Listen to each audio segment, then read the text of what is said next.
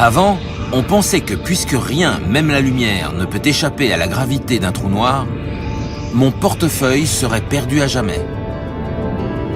Mais il semble à présent que c'est peut-être plus compliqué que ça. Récemment, en étudiant les équations mathématiques qui décrivent les trous noirs, on a fait une curieuse découverte. Lorsque mon portefeuille disparaît dans le trou noir, il semble qu'une copie de toutes les informations qu'il contient soit étalée et stockée à la surface du trou noir, un peu comme les données enregistrées dans un ordinateur.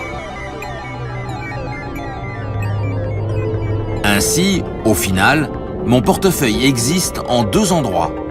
Il y a une version tridimensionnelle qui est perdue à jamais à l'intérieur du trou noir et une version bidimensionnelle qui reste à la surface sous forme d'informations.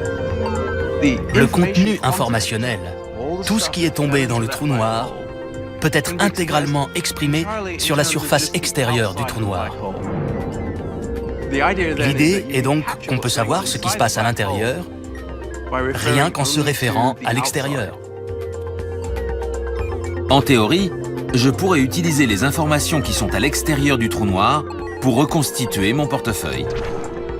Mais voilà où ça devient vraiment fascinant.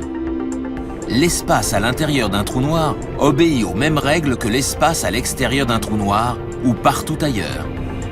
Donc, si on peut décrire un objet situé à l'intérieur d'un trou noir grâce aux informations stockées à la surface, il se pourrait que tout dans l'univers, les galaxies, les étoiles, vous et moi, et même l'espace, ne soit qu'une projection des informations stockées sur une lointaine surface bidimensionnelle qui nous entoure.